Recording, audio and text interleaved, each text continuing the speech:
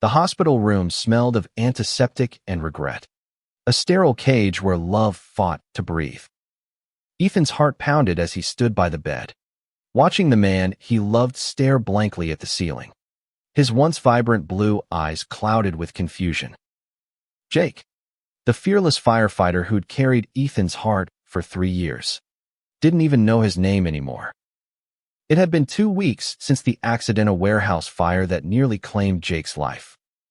The doctors called it retrograde amnesia, a cruel thief that stole years of memories, including every moment they'd built together. Ethan clutched the edge of the hospital bed, his knuckles white, as Jake's gaze finally met his. "Who are you?" Jake's voice was hoarse, unfamiliar, like a stranger wearing his lover's face. Ethan forced a smile, though his chest ached as if the fire had burned him instead. "I'm Ethan," he said softly. "I'm someone who cares about you." Jake frowned, his brow furrowing as he studied Ethan's face. There was a flicker, a spark of something recognition. Maybe, or just curiosity, but it vanished as quickly as it came. Ethan wanted to scream, to shake him, to demand that the man he loved come back. Instead, he sat down, pulling a chair close, and began to talk. He spoke of their first date at the pier, the way Jake's laugh had echoed over the waves, of quiet mornings in their Brooklyn apartment, where Jake burned toast but made perfect coffee. Jake listened, his expression unreadable, and Ethan wondered if he was reaching him at all. The hospital discharged Jake a week later, and Ethan brought him home, hoping familiarity would spark something. Their apartment, a small but warm space filled with photos and mementos, felt like a museum of a life Jake no longer knew.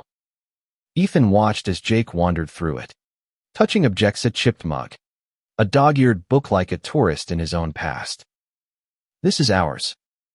Jake asked, holding up a photo of them at a pride parade, their arms around each other, rainbow flags blurring in the background. Ethan nodded, his throat tight. "Yeah, that was a good day." Jake set the photo down, his jaw tight. "I don't get it," he said, his voice low. "Everyone keeps saying we were together, but I don't feel it. I think I'm straight." The words hit Ethan like a punch, stealing his breath. He wanted to argue, to show Jake the journal they'd kept together, the one filled with their dreams and promises. But he saw the fear in Jake's eyes, the confusion of a man unmoored, and he couldn't push. Not yet. Instead, Ethan cooked dinner that night, Jake's favorite spaghetti with homemade marinara. They sat across from each other at their tiny kitchen table, the silence heavy. Jake ate slowly, his fork pausing as he glanced at Ethan. "This tastes familiar," he said, almost to himself. Ethan's heart leapt, a fragile hope igniting. Maybe, just maybe, some part of Jake remembered. Over the next few days, Ethan tried to rebuild their life, piece by piece. He played Jake's favorite music, Springsteen, always Springsteen, and told stories of their adventures, like the time they got lost hiking in the Catskills and ended up laughing under the stars. Jake listened, sometimes smiling, sometimes distant. But there were moments, small, fleeting ones, where Ethan caught Jake watching him, a softness in his eyes that felt like the old Jake, the one who'd whispered, "I love you," in the dark. One evening, as rain tapped against the windows, Jake found the journal on the coffee table. He flipped through it, his fingers tracing Ethan's handwriting. "You wrote this?" he asked, his voice quiet. Ethan nodded, sitting beside him. "We both did. It was our thing, writing to each other. About us." Jake read a page aloud, a memory of a snowy night when they danced in their living room to an old jazz record. He paused, his voice catching. "I don't remember this," he said, "but it feels real."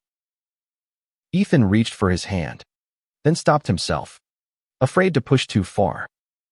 "It was real," he whispered. And it still is, even if you can't see it yet. Jake looked at him, his eyes searching, and for the first time, Ethan saw a crack in the wall between them. It wasn't love, not yet, but it was something. A spark in the ashes. The days stretched into weeks, and Ethan learned to navigate the tightrope of hope and heartbreak. Jake was a ghost of himself, polite but distant, like a roommate who'd stumbled into the wrong life. Yet Ethan clung to the moments when Jake's guard slipped, when he laughed at a joke or lingered too long watching Ethan chop vegetables in the kitchen. Jake started physical therapy to regain strength after the accident, and Ethan went with him, sitting in the waiting room with a book he couldn't focus on. The therapist, a kind woman named Maria, noticed Ethan's quiet devotion. "He's lucky to have you," she said one day, her voice warm. Ethan forced a smile, but the words felt like a weight. Lucky. Jake didn't even know who Ethan was to him. At home, Jake's frustration grew. He'd stare at photos, at the journal, at Ethan, searching for a thread to pull him back. "I feel like I'm supposed to know you," he said one night, his voice raw. "But it's like, my head says one thing, and my heart says something else." Ethan's breath caught. "What's your heart saying?" he asked, barely daring to hope. Jake shook his head, running a hand through his hair. "I don't know. It's all messed up." He stood abruptly, retreating to the balcony, where he stared at the city lights. Ethan followed, keeping his distance, and they stood in silence, the night air heavy with unspoken words. The next morning, Jake surprised Ethan by suggesting they go to the pier, the place of their first date. Ethan's heart raced as they walked along the boardwalk, the salty breeze carrying memories of laughter and stolen kisses. Jake was quiet, his hands in his pockets, but he stopped at a bench overlooking the water. "This feels right," he said, almost to himself. Ethan sat beside him, pointing out the spot where they'd shared cotton candy 3 years ago. Jake listened, his eyes distant but curious, and Ethan dared to hope that the pier was working its magic. Back home, Jake started asking questions about their friends, their routines, the life they'd built. Ethan answered carefully, weaving stories with just enough detail to spark recognition without overwhelming him. One night, Jake found a playlist on Ethan's phone, one they'd made together for road trips. He played it, and when Born to Run came on, he closed his eyes, a faint smile tugging at his lips. "I know this," he murmured. Ethan's heart swelled, but he kept his voice steady. "Yeah, you always said Springsteen was your guy." The breakthrough came unexpectedly. Jake's old fire station crew invited them to a barbecue, a chance to reconnect. Ethan hesitated, unsure if Jake was ready, but Jake insisted. At the park, surrounded by familiar faces, Jake seemed lighter, laughing with his buddies like nothing had changed. But when someone mentioned Ethan as Jake's guy, Jake froze, his smile fading. Ethan's stomach dropped, bracing for rejection, but Jake didn't correct them. Instead, he looked at Ethan, his eyes searching, and said nothing. It wasn't acceptance, but it wasn't denial either. That night, Jake sat on the couch, the journal open in his lap. "You wrote about me like I was everything," he said, his voice low. Ethan sat beside him, his heart pounding. "You were," he said simply.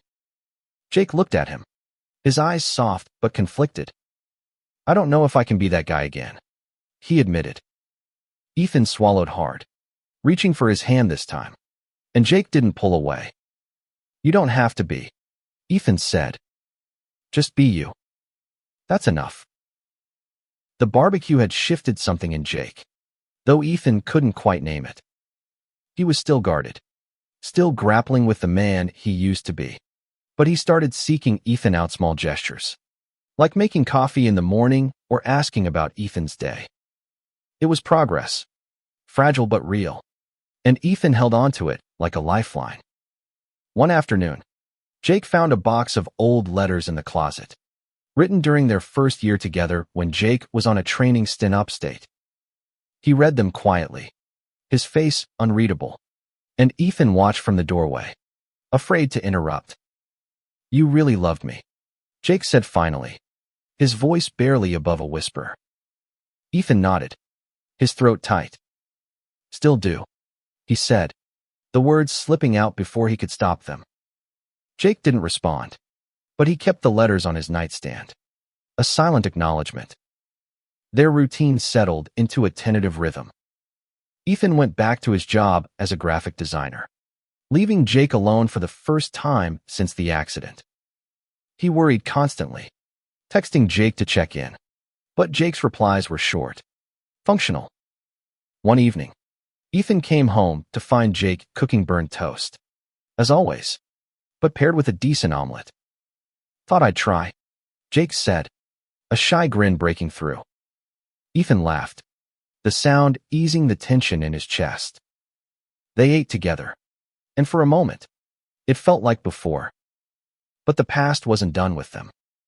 Jake's sister, Claire, came to visit, her presence a reminder of the life Jake had lost. She was supportive but blunt, pulling Ethan aside one night. "He's trying, Ethan, but he's scared," she said. "He told me he feels like he's betraying himself by not remembering." Ethan nodded, his heart heavy. He wanted to fix it, to give Jake his memories back, but all he could do was stay. Claire's visit prompted Jake to dig deeper into their past. He asked Ethan to show him their favorite Placiza diner in Williamsburg, a bookstore in the village. Each trip was a gamble, a hope that something would click.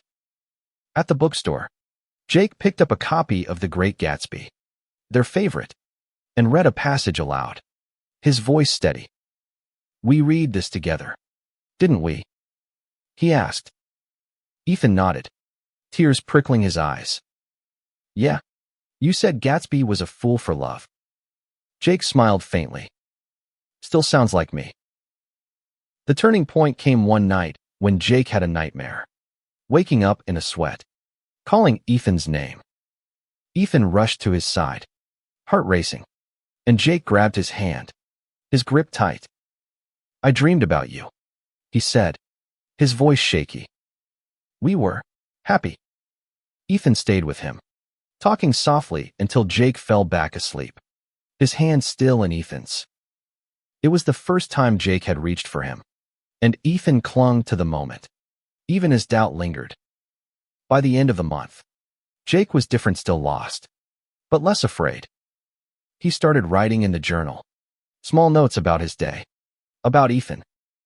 One entry read, "Ethan's smile makes me feel like I'm home." When Ethan read it, he cried, alone in the bathroom, the weight of hope and fear crashing over him. Jake was trying, but the question remained, could he love Ethan again? Not just as a memory, but as the man he was now. Summer faded into fall, and the crisp air brought a new tension to their apartment.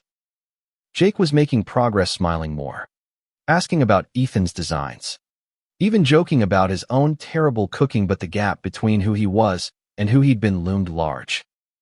Ethan felt it every time Jake hesitated, every time his eyes flickered with doubt.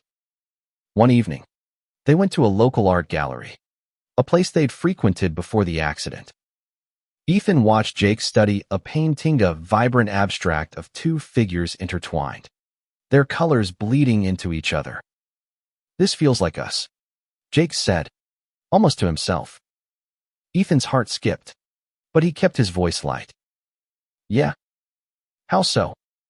Jake shrugged, his cheeks flushing. "I don't know. It just does."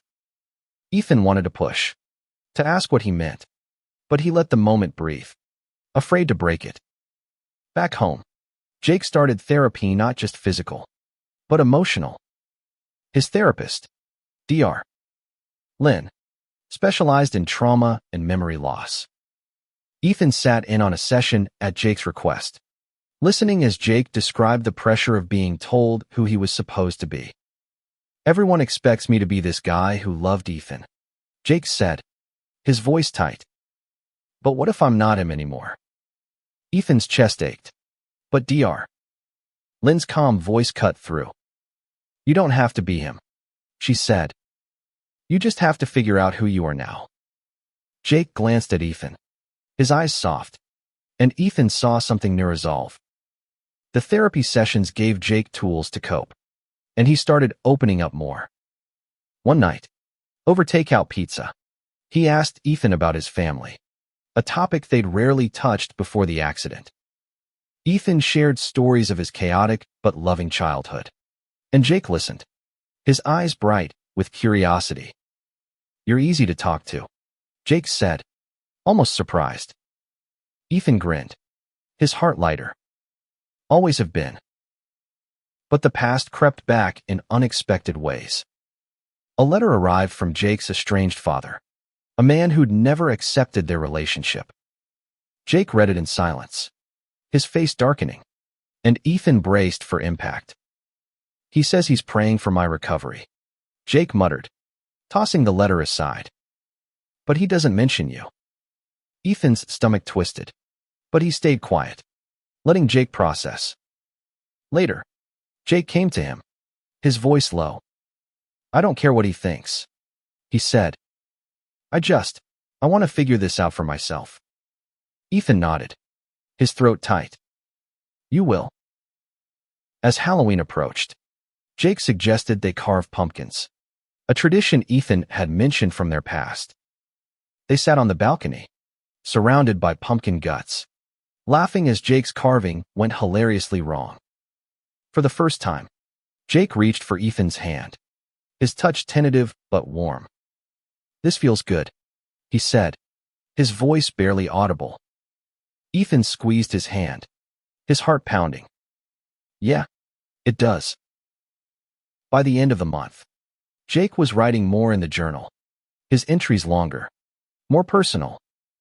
One night, he showed Ethan a page. I don't know if I'm the guy you fell in love with, but I'm starting to care about you in a way that scares me. Ethan read it, his eyes blurring with tears, and looked at Jake. That's enough for now, he said, his voice breaking. Jake nodded, and for the first time, he leaned in, resting his forehead against Ethan's. It wasn't a kiss, but it was close enough to spark hope. Winter settled over Brooklyn, blanketing their world in quiet snow. Jake was changing, his edges softening, his laughter coming easier. But Ethan felt the weight of time. Every step forward was a reminder of how far they still had to go. He wondered if love could be rebuilt from fragments, or if they were chasing a ghost. Jake's therapy continued, and he started asking harder questions about their fights, their flaws, the messy parts of their past. Ethan answered honestly, sharing stories of late-night arguments and reconciliations, of the time Jake stormed out but came back with flowers. Jake listened, his brow furrowed, as if piecing together a puzzle. We weren't perfect, were we? He asked one night, his voice low. Ethan shook his head. No, but we were real. One snowy afternoon, they went to Central Park, a place they'd loved before the accident.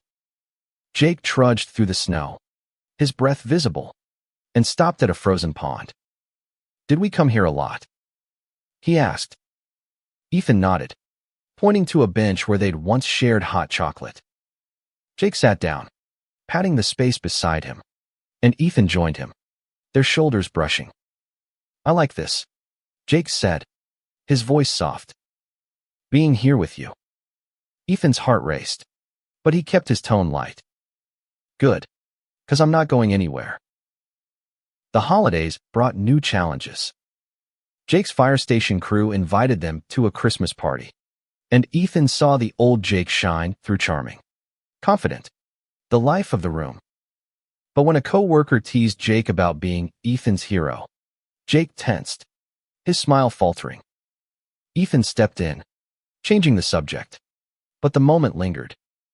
Later, in the car, Jake was quiet. I don't know how to be that guy, he said finally. Ethan reached for his hand. You don't have to be. Just be you. Jake's father called on Christmas Eve, his voice cold and demanding. Ethan overheard Jake's side of the conversation, his tone sharp. I'm figuring out my life. Dad, I don't need your judgment. When he hung up, Jake looked shaken but resolute. He turned to Ethan, his eyes searching. I don't want to be who he thinks I am, he said. Ethan nodded, his heart swelling. Then don't. New Year's Eve was quiet. Just the two of them on the balcony with a bottle of wine. Jake was reflective, his journal open in his lap. I wrote something, he said, handing it to Ethan. The page read, Ethan's patient. And I don't know why, but I'm starting to want to make him smile. Ethan's eyes stung, and he looked at Jake, who was watching him closely. You already do, Ethan said, his voice thick. Jake smiled, a real one, and clinked his glass against Ethan's. As fireworks lit up the sky, Jake leaned closer, his shoulder against Ethan's, and the world felt a little less broken. By January, Jake was helping with small chores, like fixing a leaky faucet or making coffee. Each act felt like a gift, a sign he was finding his place. One night, as they watched a movie, Jake's hand rested on Ethan's knee, a casual touch that sent Ethan's heart soaring. He didn't push, didn't ask for more, but he felt the tide turning, slow but sure. Spring brought a tentative warmth, mirroring the shift in their apartment. Jake was more present, his smiles less guarded, his touches less hesitant. Ethan felt the pull of hope, but also fear. What if Jake's feelings were just echoes, not love? He kept those thoughts buried, focusing on the man in front of him. Jake started back at the fire station, not as a firefighter, but in a support role, helping with equipment checks. The routine grounded him, and Ethan saw flashes of the old Jake, his confidence, his humor. One day, Jake came home with a story about a rookie's mistake, laughing as he told it. Ethan joined in, their laughter filling the room, and for a moment, it was like nothing had changed. But the past wasn't done testing them. Jake's ex-girlfriend from high school, Sarah, reached out, unaware of his accident. She'd heard he was back at the station and wanted to reconnect. Jake met her for coffee, and Ethan waited at home, his stomach in knots. When Jake returned, he was quiet, his eyes distant. She talked about who I was back then, he said. A guy who didn't love guys. Ethan's heart sank, but he stayed calm. And what do you think now? He asked. Jake looked at him, his gaze steady. I think I'm not that guy anymore. The conversation shifted something in Jake. He started seeking Ethan out more, asking to hear stories not just about their past, but about Ethan's dreams, his fears. One night, over dinner, Jake admitted, I feel you in my bones. Ethan, I don't know if it's memory or something else, but it's real. Ethan's breath caught, and he reached across the table, taking Jake's hand. That's all I need, he said. They began rebuilding traditions: Sunday brunches, evening walks, movie nights. Jake suggested they revisit the Catskills, the place they'd gotten lost years ago. The hike was quieter this time, but as they sat under the stars, Jake turned to Ethan. I wrote about this in the journal, he said, pulling it out. He read aloud. Ethan's eyes are like the sky tonight, clear, endless. I think I'm falling for him. Ethan's heart stopped, and he looked at Jake, who was blushing but steady. Did I write the truth? Jake asked. Ethan nodded, tears falling. Yeah, you did. Back home, Jake's touches grew bolder, a hand on Ethan's back, a brush of fingers. One night, as they washed dishes together, Jake turned to Ethan, his eyes soft. I don't know if I'm the guy you loved, he said, but I want to be the guy who loves you now. Ethan froze, the dish slipping from his hands. He turned, and Jake was close. So close. You already are, Ethan whispered. Jake leaned in, and their lips met. A tentative, trembling kiss that felt like a promise. The kiss wasn't the end, but a beginning. Jake still had questions, still wrestled with his identity. But he was choosing Ethan, moment by moment. And Ethan, who'd carried their love alone for so long, felt the weight lift. Just a little. The kiss lingered in Ethan's heart, a fragile bridge between their past and present. Jake was trying, his affection growing, but doubt still shadowed his eyes. Ethan held on to patience, knowing love couldn't be rushed, especially when it was being rediscovered. Jake threw himself into his work at the fire station, finding purpose in the routine. He came home with stories, his voice animated, and Ethan saw glimpses of the man who'd once carried him through life. But there were still moments of distance, when Jake would retreat into himself, staring at old photos or the journal, searching for answers. Ethan gave him space, though it hurt to watch. One evening, Jake suggested they host a dinner for their friends, a step toward reclaiming their life. Ethan agreed, and their apartment filled with laughter and warmth, friends sharing stories of Jake and Ethan's past. Jake listened, his smile genuine, but later he pulled Ethan aside. I feel like I'm stealing someone else's life, he admitted. Ethan took his hand, his voice firm. This is your life, Jake. Ours. You're not stealing authentically living it. The words seemed to ground Jake, and he started taking bigger steps. He asked Ethan to teach him their old recipes, and they spent evenings in the kitchen, laughing over spilled flour and burnt edges.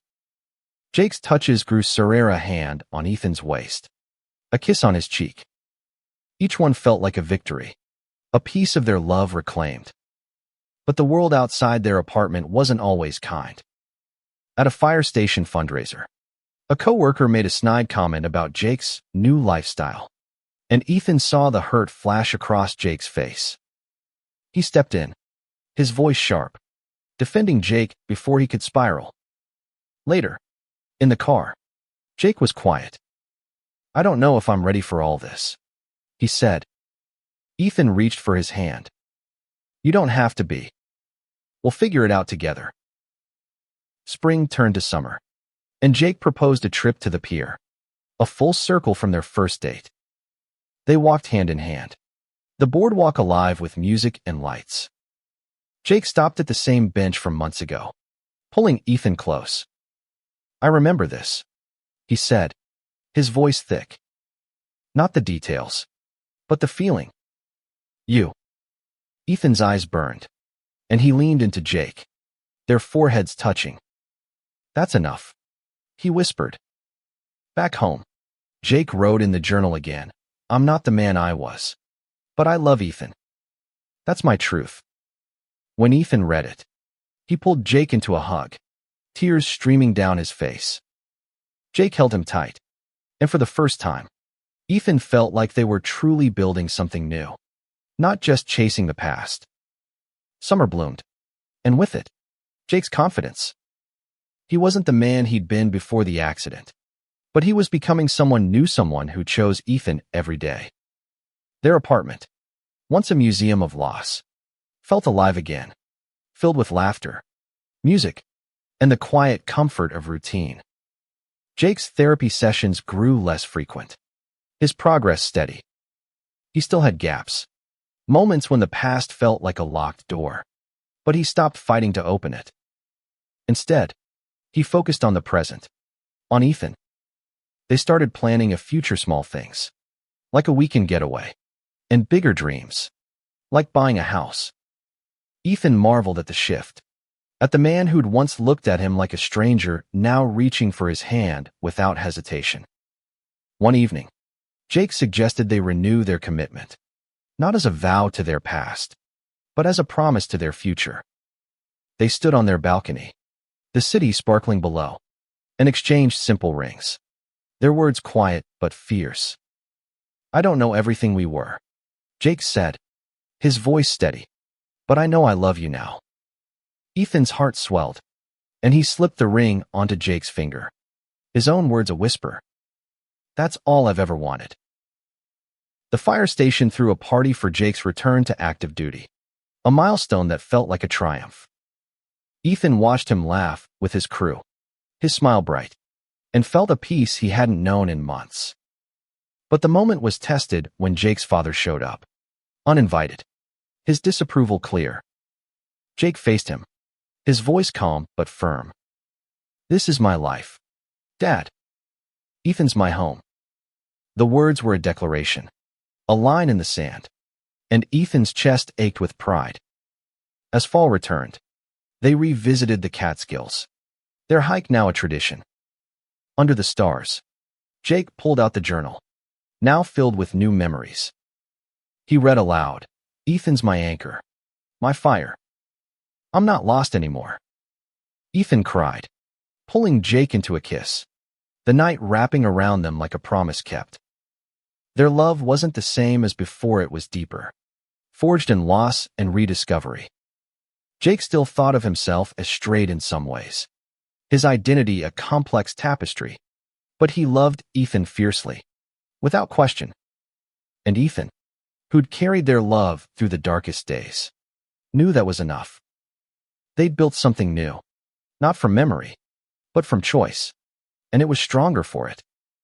In the quiet of their apartment, as they lay together, Jake whispered, "Thank you for waiting." Ethan smiled, his heart full. "Always," he said. And as the city hummed outside, they held each other, two men who'd found their way back not to the past, but to each other.